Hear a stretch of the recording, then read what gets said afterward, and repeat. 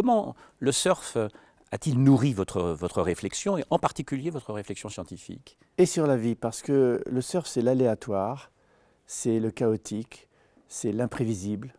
Et surtout, c'est ce mot carpe diem, maintenant. Le surf, c'est maintenant. Les vagues sont bonnes, il faut y aller. Le vent peut tourner, c'est fichu. Les gens peuvent arriver, terminé. La marée est trop basse, les rochers sortent, c'est fini.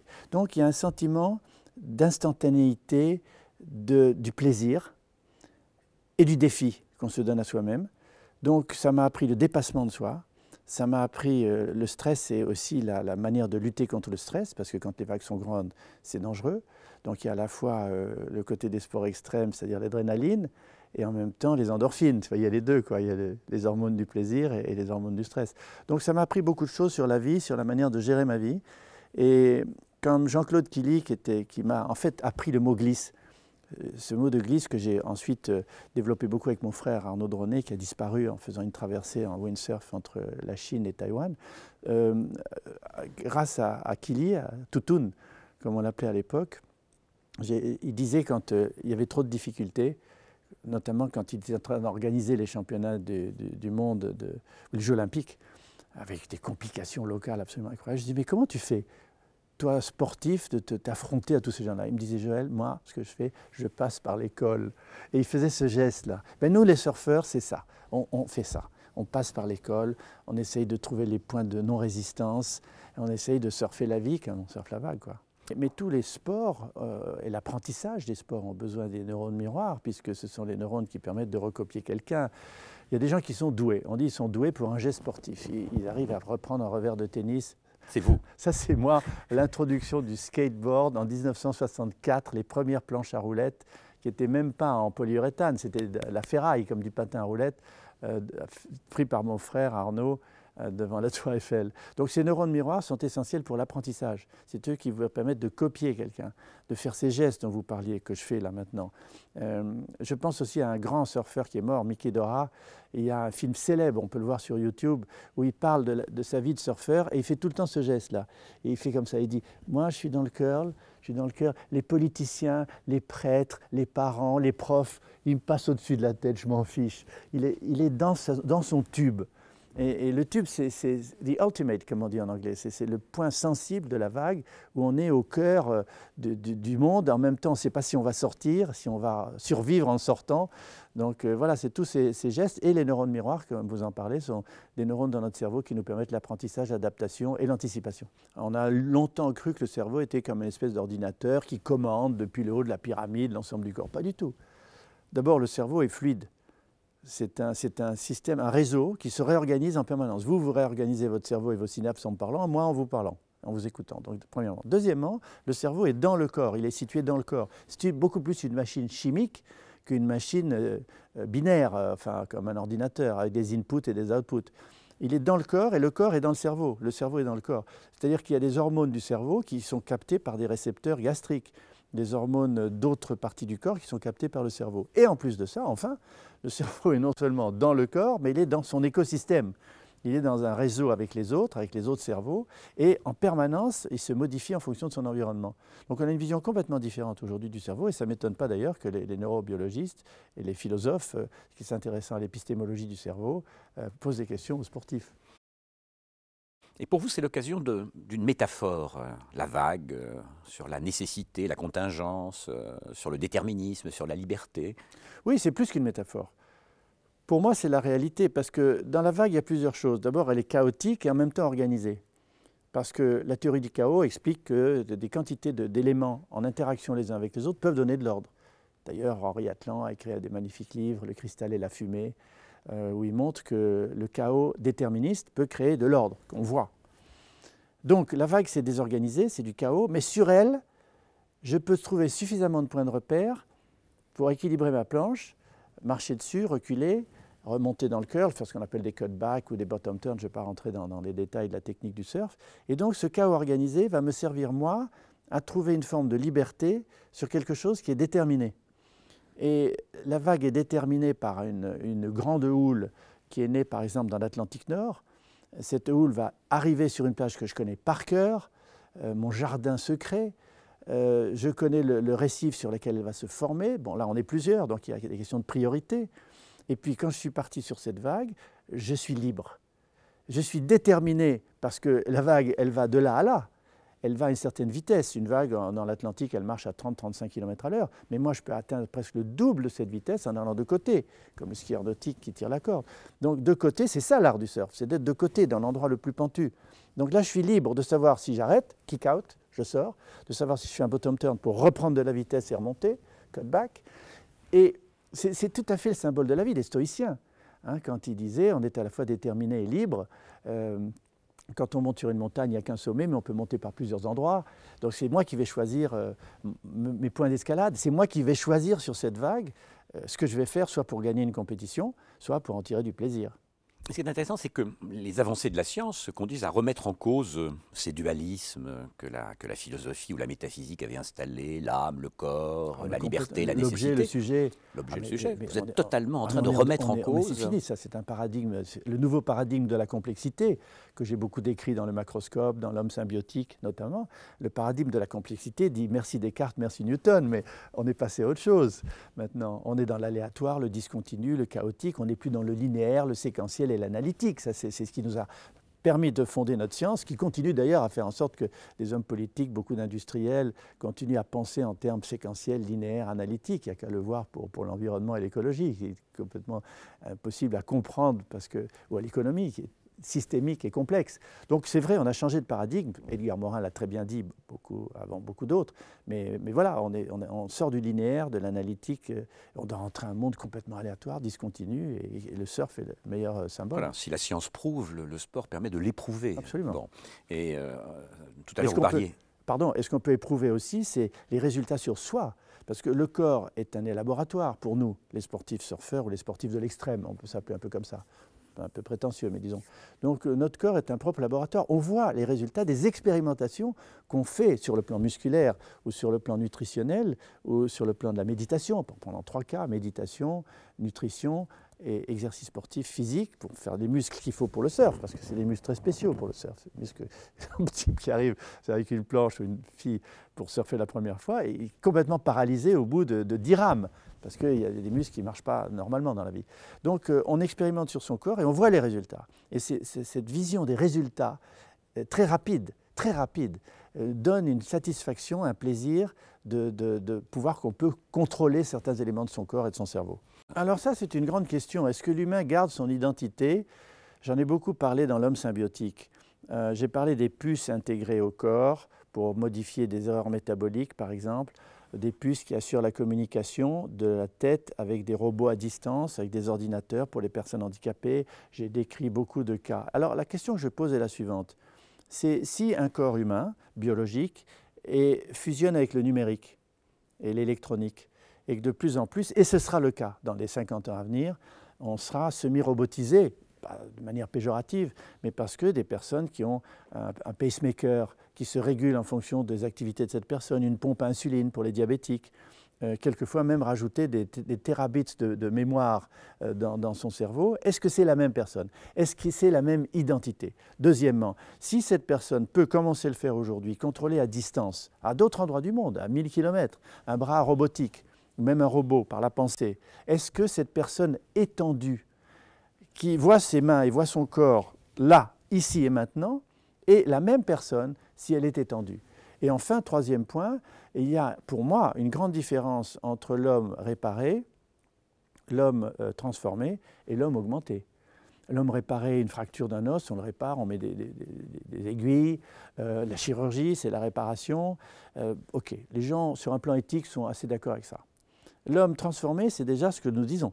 C'est-à-dire, est-ce que c'est toujours un être humain lui-même s'il a des puces électroniques, un pacemaker, une pompe à insuline, un bras robotisé, un genou bionique? Est-ce que c'est la même identité? Question, je ne suis pas sûr que philosophiquement on puisse y répondre d'une manière très claire. Et troisièmement, l'homme augmenté, celui dont je disais qu'on pourrait mettre une puce de terabits dans sa tête pour qu'il ait une pensée démultipliée, ou bien s'il peut voir dans l'infrarouge, ce qu'adoreraient les militaires notamment, etc., l'homme bionique, est-ce qu'on pourrait aller jusque-là? Moi, je pense, moi j'ai des réserves éthiques. Le surhomme à la Nietzsche, l'élite qui peut se payer ce genre de choses, créant une différence entre deux humanités, l'humanité à basse vitesse et l'humanité à grande vitesse, comme disait déjà Aldous Huxley, les alpha et les gamma, moi je suis très très réticent sur cette position-là.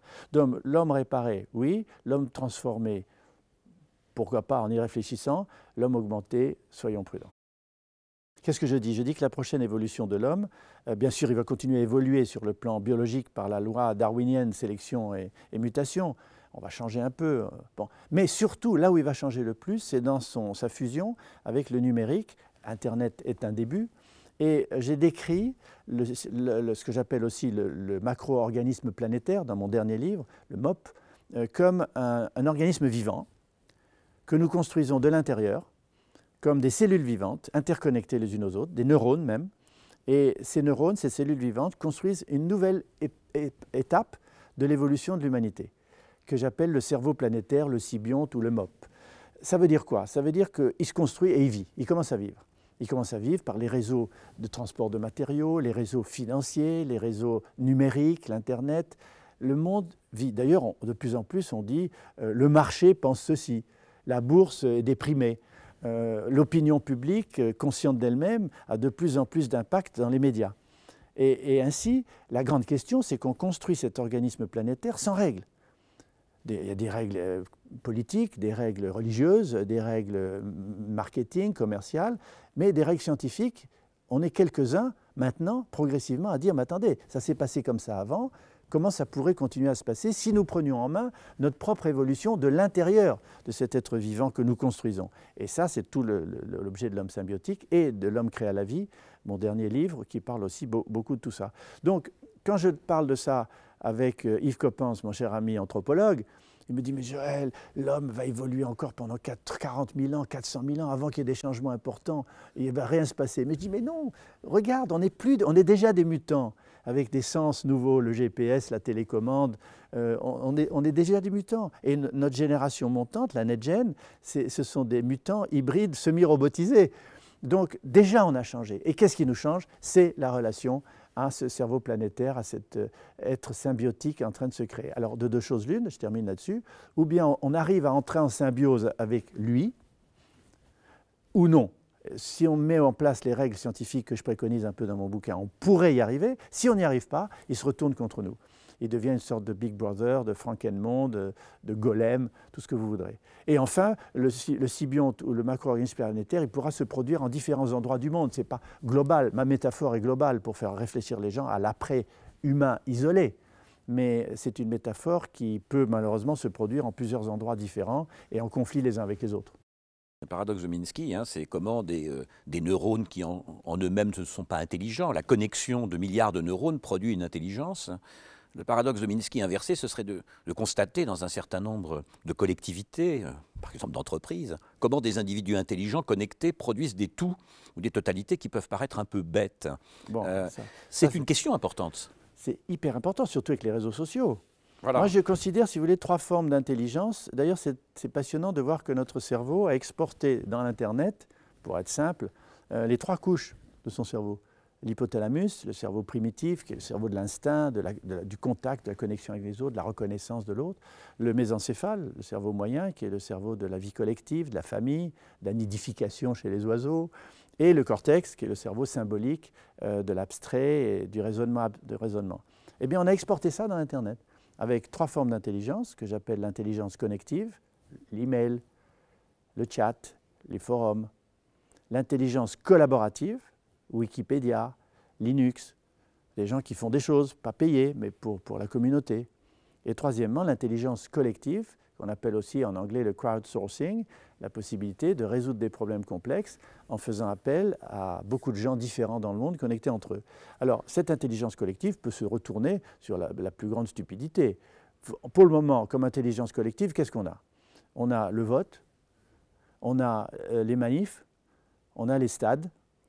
Quand les gens font la hola dans un stade, c'est une forme d'organisme collectif, mais ce n'est pas très très malin. Dans les manifs, vous avez vu à quel point une foule peut devenir stupide dans une manif dès que quelqu'un commence à casser une vitre. Vous voyez ce qui s'est passé en Angleterre avec ces jeunes qui ont dévalisé des magasins pour le fun, comme on dirait. Donc Ça peut virer d'un côté comme de l'autre. Mais l'espoir, c'est que peut naître une forme d'intelligence collective par la connexion des gens entre eux, avec 3 étapes. La première étape, avec les moteurs de recherche. Nous sommes tous connectés à la mémoire du monde, avec Google, Bing, Yahoo. Première étape, je sais, ou je peux savoir. La seconde étape, grâce aux réseaux sociaux, je sais, nous savons ensemble. Donc je sais, nous savons ensemble. Et la troisième étape qui arrive maintenant, nous savons aussi ce que les autres savent avec le crowdsourcing. C'est ce que ça veut dire. Alors là, c'est un peu provoquant ce que je vais dire, hein, mais je le dis quand même. Il y a une courbe d'augmentation de la densité du réseau Internet, des interconnexions comme des synapses dans le cerveau, dans le sybionte si vous voulez. Et à partir d'un certain point, qu'on appelle un point de singularité, que moi je situe vers 2050, 2060, peut-être un peu avant, le système non seulement peut devenir conscient, mais il peut devenir conscient de lui-même. Vous comprenez ce que je veux dire? Qu'est-ce que ça veut dire d'un espèce de réseau global, planétaire, dont nous sommes les neurones, qui non seulement est ce qu'on appelle la conscience collective, Jung l'avait déjà dit, mais une conscience collective réfléchie. Non seulement je sais, comme l'animal, mais je sais que je sais. Et qu'est-ce que serait ce cerveau planétaire, global s'il existe ou non, qui sait qu'il sait? C'est qui ce truc-là? Évidemment, ça pose un problème. Parce que Big Brother n'a pas été envisagé ça peut comme... être Big Brother, ça on sait qu'il y a Big Brother. Mais s'il était positif... Mais Orwell n'envisage pas qu'il soit réflexif. Bien sûr, bien sûr. Mais moi, je dis qu'il pourra être réflexif. Je ne suis plus le seul à le dire. Je fais partie d'un groupe mondial qui s'appelle Global Brain Research Institute, qui s'est créé il y a pas mal d'années. Il y a des Chinois, il y a des Brésiliens, il y a des Russes. On est plusieurs scientifiques à réfléchir. C'est passionnant. Eh bien, on pense tous que la réflexivité de ce système conscient de lui-même va arriver dans 50 ans, un siècle, je ne sais pas quand. Mais à ce moment-là, qu'est-ce que c'est que ce truc-là? Qu'est-ce que nous sommes par rapport à lui? Est-ce qu'il nous veut ou il veut nous virer? Excusez-moi de l'expression. Non, puis on sait très bien aussi, pour être nous-mêmes des animaux conscients, on sait très bien que la conscience, elle est pleine d'illusions, pleine de creux, pleine de trous, pleine d'intermittences. Si en plus il y a des intermittences, des illusions, des trous dans cette conscience planétaire, où allons-nous? Parce que y aura-t-il un inconscient? Il n'y a pas de conscience sans inconscient. Un inconscient planétaire? Mais Internet, déjà, il est schizophrène, paranoïaque et mégalomane, hein. Donc il y a des maladies transposées de nos cerveaux. L'ATN est schizo, beaucoup. La désinformation, enfin toutes les maladies du cerveau existent dans la transposition de nos 3 couches du cerveau dans l'Internet d'aujourd'hui. Vous êtes tout de même habité par l'exigence d'un mieux vivre ensemble. J'aimerais savoir, le mieux vivre ensemble, le sport doit y participer, il a toute sa place dans ce mieux vivre ensemble. Comment peut-on penser ensemble à la fois ces mutations, l'évolution technologique, le caractère invasif par exemple des techniques, et cette exigence éthique du mieux vivre ensemble, c'est-à-dire de repenser à la fois le lien social, peut-être lié à la civilité, enfin tout ce qui permet à une société de vivre de manière à peu près pacifique. Il faut venir à Universcience d'abord, c'est exactement notre message. Notre message, c'est comprendre le monde, la technologie, c'est vouloir ce monde, c'est si possible aimer ce monde et le construire ensemble. Comprendre, vouloir, aimer, construire. Et donc ça se fonde sur des valeurs différentes, ce qu'on essaye de faire, avec des expositions, des débats, des colloques, des discussions, avec des jeunes notamment. Et ça répond en partie à votre question, ça répond à la question du vivre ensemble. Il faut d'abord se comprendre ce qui arrive, faire de la prospective, voir les outils, comment faire en sorte que de mutants que nous sommes en train de devenir, nous soyons des mutants humanistes. Moi, je suis un technologue humaniste. Ce qui m'intéresse, c'est l'humain, la société, ce n'est pas la technique en elle-même. Donc c'est toujours la relation science-technique-société qui nous passionne à Universcience. Et c'est celle que j'essaie d'appliquer avec d'autres amis dans nos écrits et dans nos réflexions sur l'homme. Et là naissent de nouvelles valeurs. Des valeurs qui sont plus seulement la concurrence, la compétition, gagner contre l'autre, mais des valeurs comme le gagnant-gagnant, le win-win, on peut gagner ensemble, comme l'empathie. Je me mets à la place de l'autre pour comprendre ses sentiments, ses émotions, la solidarité, la générosité, le partage. Donc je décris beaucoup tout ça dans mes livres parce que je pense que nous allons vers une nouvelle ère qui est une ère d'un nouveau paradigme, d'un paradigme de la complexité, où je parle régulièrement, même depuis le macroscope en 1975, de la complémentarité entre la vision analytique et la vision systémique. Et je pense que cette vision systémique que l'on commence à avoir avec la génération nouvelle A, parce qu'elle est transversale de nature grâce au réseau, à Internet qu'elle a depuis qu'elle est née, et grâce à cette vision systémique du monde, les conflits sont différents. Les conflits ne sont plus des conflits de rapport de force, mais peuvent être des conflits de rapports d'interaction. Comment d'ailleurs pensez-vous ce rapport entre le sport épanouissement de soi et le sport comme perpétuelle performance et dépassement de soi. Ben moi, j'ai quitté ça. Enfin, moi, je ne suis plus dans cette logique-là. Enfin, personnellement, vous me demandez mon avis personnel.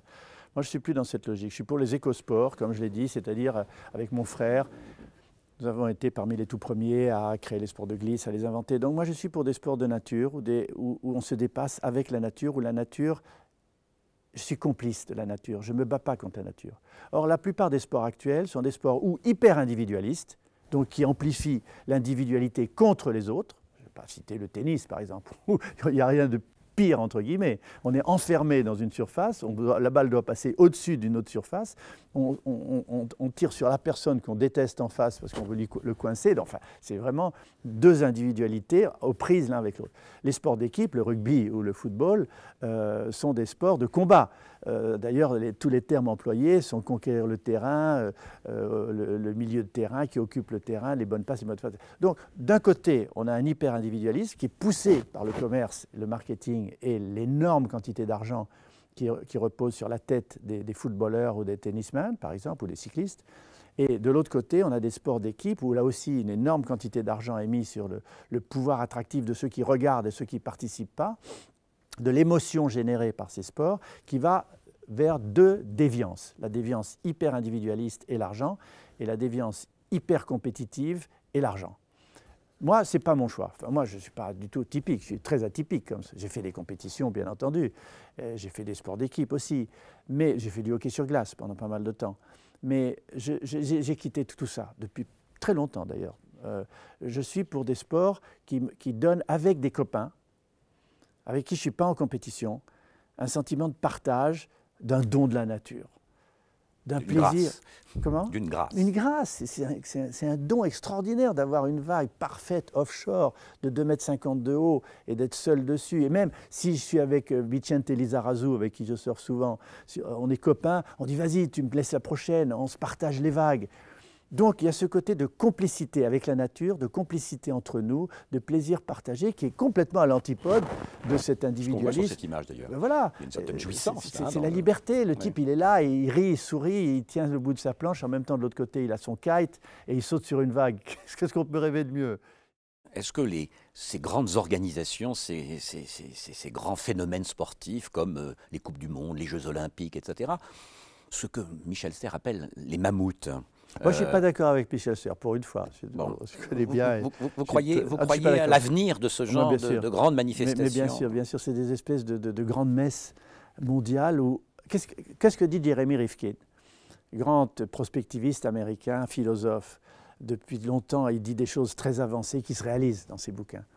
Il dit dans son livre « L'âge de l'accès » que plutôt que la propriété des objets, la voiture, mon vélo, ma maison, ma machine à laver, ceci, cela, on va vers l'âge de l'accès, c'est l'âge du partage, de l'émotion, de l'expérience. Et qu'est-ce qui permet de partager l'émotion et l'expérience ? C'est l'art, c'est le sport, c'est l'exploration, c'est les villages de vacances où on va ensemble. Voilà.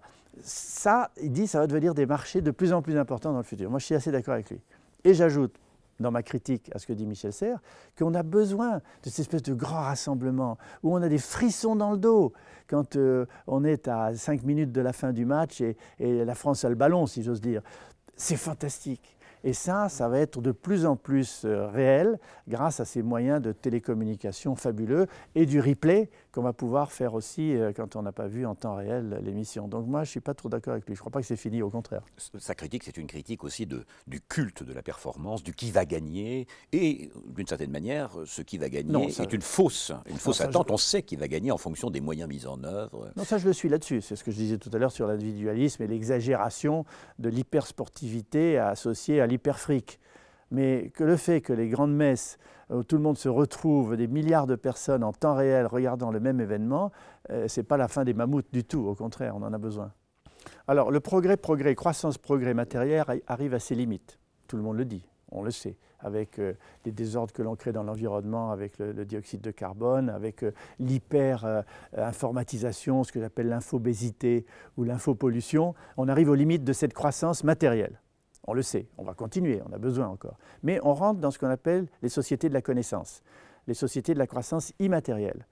Et dans ces sociétés de la croissance immatérielle, il y a évidemment l'intelligence et le corps. l'éducation, le partage. Et là, on rentre dans un autre paradigme que j'appelle le paradigme de la complexité, qui veut dire, en tant que prospectiviste, que dans les 50 prochaines années, même si la croissance matérielle se continuera et doit se continuer, on rentre dans une autre forme de croissance.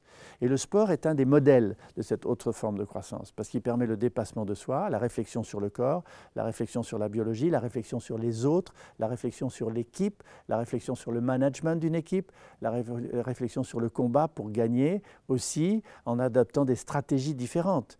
Et je pense que les jeux vidéo, par exemple, qui ne sont pas une forme de sport parce qu'on ne bouge pas beaucoup, mais les jeux vidéo avec les nouvelles techniques comme Kinect ou les gestes qui sont reconnus, la génération qui arrive, qui a été formée aux jeux vidéo, elle apporte des formes de stratégies différentes dans le gagnant, dans le fait qu'on peut gagner. C'est un jeu. Et les enfants, vous avez vu à quel point ils jouent. Ils miment la réalité en jouant constamment « j'ai gagné, tu as perdu ». Donc ça, ce n'est pas mauvais du tout pour l'évolution de l'humanité. Mais c'est quand c'est exacerbé par le fric, comme je l'ai appelé, ou la pollution des mentalités, qu'il ne faut pas aller trop loin. On peut se demander d'abord si les questions éthiques ont aujourd'hui facilement leur place dans un monde de la vitesse, dans un monde de l'accélération, dans un monde du temps réel. Comment délibérer, comment réfléchir? Est-ce que les valeurs n'appartiennent pas à une autre temporalité, à un autre temps que ce temps que la technique nous impose? Il y a un autre temps qui est le temps de la sagesse. Le temps de la précipitation, ce n'est pas le bon. Le temps de la vitesse, oui. Le temps de la vitesse est lié au temps réel. Le temps réel, qu'est-ce que c'est? C'est de répondre à une sollicitation avant une échéance. Le temps réel du lancement d'une fusée, c'est le compte à rebours. Le temps réel pour une entreprise, c'est peut-être la journée, c'est peut-être le mois. Mais si on répond après l'échéance, c'est fichu. Le temps réel peut être de la milliseconde, ou il peut être 3 mois, il peut être 1 an. Donc, l'adaptation de la vitesse à l'enjeu est essentielle. Et on a les outils pour ça aujourd'hui. Comment aujourd'hui, vous imaginez que quelqu'un peut gérer une société tout seul, où il fallait 5 personnes, avec son ordi, dans lequel il ou elle échange ses emails, imprime ses contrats, demande la réponse au contrat, parle sur Skype en direct avec des gens, vous entendez le temps que ça aurait pris avant. Donc cette vitesse qui n'est pas de la précipitation est absolument essentielle au fonctionnement des sociétés modernes dans lesquelles nous sommes entrés. Mais aussi, il faut savoir, et je prône ça depuis longtemps, prendre du recul. Savoir exercer sa sagesse, sa réflexion. Je suis très en faveur de la méditation, du recul, faire des pauses. Piaget, le grand psychologue de l'éducation, dit on ne peut pas ingurgiter constamment des flux d'informations. Il faut des pauses, il faut des resets, il faut s'arrêter pour contextualiser tout ce qu'on a reçu comme information. Donc oui à la vitesse, non à la précipitation, oui à la gestion du temps, le temps court, le temps large, le temps long, ce que j'appelle le temps large, c'est du temps qui s'empile sur du temps. Et on a les outils pour ça aujourd'hui. Et c'est pourquoi je pense, et je l'ai dit et je l'ai écrit, que de gérer son temps, c'est une des plus belles choses que l'on puisse faire dans sa vie, pour soi et pour les autres. Parce que sa vie, on n'en a qu'une. Donc il faut en faire un original. Alors d'abord, qu'est-ce que c'est? L'épigénétique, pour moi, scientifique, c'est la plus grande découverte en biologie de ces 50 dernières années. Voilà, un tripoté de prix Nobel derrière. Épi, ça veut dire après, génétique, c'est-à-dire ça vient après le génome. La banque de gènes, l'ADN, on a 30 000 gènes, on a 3 milliards de caractères génétiques, on connaît ça maintenant, on a une banque génétique qui programme la fabrication des protéines et des enzymes qui font marcher notre usine cellulaire. On commence à bien connaître tout ça. L'épigénétique, comme épiphénomène, c'est quelque chose qui vient par-dessus. L'image que je donne à mes étudiants souvent, c'est que l'ADN, c'est comme la portée des notes, les notes musicales sur une portée, ça c'est l'ADN, mais la symphonie qu'on va faire selon le talent du chef d'orchestre et des musiciens, c'est l'épigénétique. Allegro, ma non troppo. Voilà. C'est la différence qualitative entre l'inscription du programme et l'interprétation du programme. Alors, pourquoi l'épigénétique c'est tellement important, y compris pour le sport et pour la vie en général? C'est que l'épigénétique, c'est quoi? C'est la modulation de l'expression des gènes, plus, moins, pas du tout, en fonction de son comportement. Et ce comportement, en fait, il y a 5 éléments constamment interconnectés dans nos vies de tous les jours. C'est la nutrition, l'exercice sportif, la management, la résistance au stress, le réseau familial, social, amical et le plaisir. Ces 5 éléments sont coordonnés dans un diagramme systémique en permanence. Et si on joue d'eux en synergie, on peut se maintenir en bonne santé, se maintenir en optimal sportif et vieillir moins vite. Donc, vous imaginez l'impact de l'épigénétique. Moi, je dis aux gens, oui, vous pouvez faire quelque chose pour vous, Manger différemment, je peux vous expliquer comment. Faites 20 minutes ou 30 minutes de sport par jour, je peux vous expliquer comment, sans exagérer. Faites de la méditation, de la respiration, tranquille, les mains comme ça, je peux vous expliquer comment. Donc il y a des tas de gens qui font ça maintenant. Donc la synergie de ces 5 principes épigénétiques permet dans le corps de fabriquer des hormones, je ne vais pas rentrer dans les détails pratiques, qui vont permettre à l'ADN de s'exprimer plutôt que d'être fermé. Pourquoi? Parce que l'ADN est entouré d'une couche protectrice qu'on appelle les histones, un peu comme un fil électrique est entouré d'une gaine plastique. Pour atteindre le fil électrique, c'est-à-dire l'ADN, il faut que la gaine s'ouvre. Si la gaine ne s'ouvre pas, l'ADN ne peut pas être traduit. Or, qu'est-ce qui ferme et qui ouvre ces gaines à certains endroits de la librairie génétique? Le comportement, qui va conduire à des hormones, à des produits qu'on connaît maintenant, qui vont, alors un peu terme technique, méthyler ou acétyler l'ADN, c'est-à-dire l'empêcher de s'ouvrir ou favoriser son ouverture. Et comme un livre de cuisine, si vous voulez, l'ADN c'est comme un livre de cuisine, il y a le chapitre soufflé au fromage, et à côté il y a le chapitre soufflé aux champignons. Si le chapitre soufflé aux champignons est collé, les pages sont collées, mais que le chapitre soufflé au fromage est ouvert, je peux faire des soufflés au fromage. Et puis quelque chose va coller le chapitre soufflé au fromage, et le chapitre soufflé aux champignons est ouvert, ou tarte au poireau, et je peux faire une tarte au poireau. L'ADN c'est pareil. Il y a des chapitres collés et des chapitres ouverts. Mais ce qui décolle et ouvre les chapitres, c'est votre comportement. Alors vous vous rendez compte, pour le sportif, en plus de ça, on a découvert aussi que le cerveau, que j'ai dit est dans le corps et pas dominateur comme un ordinateur, et le cerveau influence l'épigénétique. Et si on est bien dans sa peau, si on n'est pas stressé, si on est heureux avec les autres, certains gènes vont se débloquer et d'autres vont se renfermer. Donc ça remet totalement en cause l'opposition de l'acquis, de l'inné, de nature, culture. De l'évolution darwinienne par rapport à l'évolution lamarckienne, le finalisme par rapport au déterminisme. On est dans un nouveau paradigme qui est ni déterminique, ni finaliste, ni lamarckien, ni darwinien, qui est comportemental. L'inné, l'acquis, c'était ou. Maintenant, c'est et. La nouvelle logique du paradigme de la complexité, c'est pas ou, c'est et. Ça, c'est une nouvelle, c'est un nouveau discours, une nouvelle pédagogie du sport que de nouvelle rappeler pédagogie tout cela. du sport. Et peut-être que une nouvelle pédagogie. C'est plus simplement la muscu, c'est le cerveau plus les autres. Mais quand ces choses-là vont-elles entrer dans les programmes? Parce qu'il faudrait que l'école soit habitée par ça. L'approche systémique, macroscope, 1975, Edgar Morin, 1980, elle commence à peine en 2011-2012 à rentrer dans les programmes de management, des écoles de management. Et dans l'université et dans l'école, on continue à partager le monde en disciplines analytiques, les maths, la physique, la géographie, l'histoire, l'anglais. Bon, la nature, la culture. La nature, culture, objet, sujet. On continue, si vous voulez. C'est très difficile de changer les mentalités. Mais les jeunes, eux, ceux qui arrivent, la NetGen, avec tous ces réseaux transversaux, les jeux vidéo, etc., eux sont naturellement dans cette vision du paradigme de la complexité. Et ils demandent, dans l'entreprise où ils rentrent, dans l'université d'où ils sortent, une différente pédagogie et une différente forme de décision et d'action pour leur métier.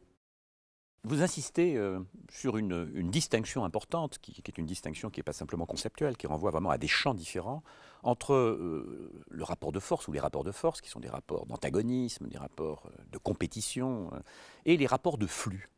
Vous pouvez préciser les choses? Si vous voulez un rapport de force, symbolisé comme ça, c'est par exemple les rapports de force militaire. Vous avez tant de têtes nucléaires, j'en ai tant. Le rapport de force politique, combien de voix vous avez dans votre parti, combien de moi j'ai dans mon parti, syndical, etc. On peut sortir d'un rapport de force par une escalade. Et c'est discontinu et donc dangereux. Il y a des moments d'instabilité.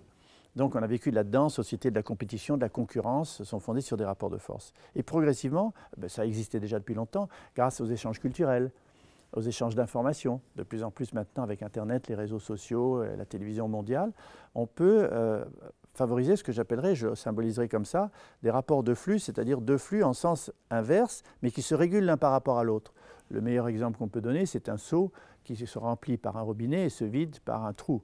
Si j'arrive, par mon information que je tire du débit, à régler mon robinet pour qu'il ait le même débit que le trou à la sortie, j'ai un niveau qui reste fixe. Il n'est pas statique. C'est un niveau qu'on appelle dans notre jargon stationnaire. C'est-à-dire que toutes les molécules à l'intérieur du seau se renouvellent constamment, mais le niveau reste stationnaire. Donc je peux le régler. Ce qui veut dire que les rapports de flux impliquent des échanges d'informations, l'écoute de son écosystème, l'écoute des autres, alors que les rapports de force sont binaires.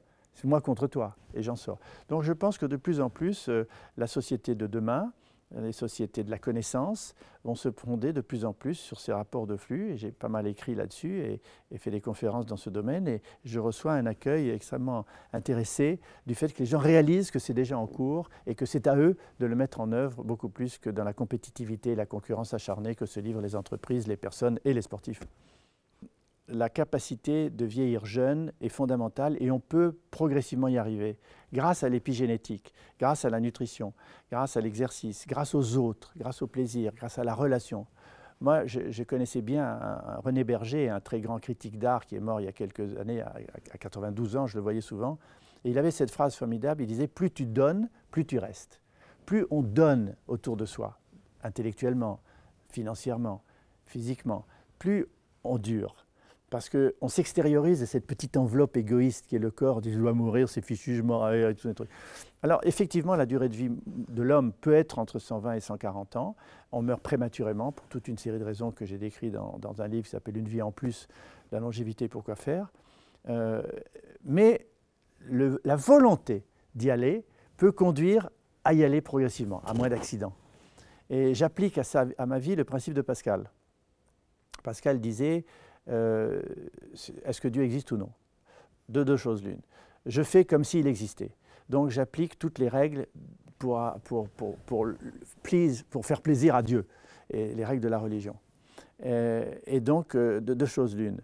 Je vais mener une vie, s'il n'existe pas, j'aurais mené une vie pleine de valeurs, pleine de richesses, parce que ces valeurs sont quand même formidables pour construire sa vie. Et s'il existe, c'est du win-win. Pascal ne connaissait pas le mot gagnant-gagnant. De toute façon, j'irai au paradis parce que j'ai fait ce qu'il disait. Eh bien, moi, je dis, je vais vivre 120 ans, disons. Je n'y arriverai pas, ou même 140. Mais par contre, j'ai 60 ans de projet devant moi. 50 ans, 40 ans de projet. Tous les matins, je me lève en disant, qu'est-ce que je vais faire dans les 5 ans à venir, dans les 10 ans à venir. Et donc, en ayant cette progression vers l'avant, ou bien je meurs demain matin, mais je suis mort avec mes projets, ou bien je continue à vivre et je l'ai fait. Et pour moi, la vie, ce n'est pas un escalier qu'on descend vers le trou dans lequel on est fini, c'est un escalier qu'on monte. Pourquoi? Parce que chaque marche est enrichie des valeurs, des investissements de la vie précédente, des souvenirs, des contacts, des personnes, du monde. Et chaque marche est plus haute en valeur.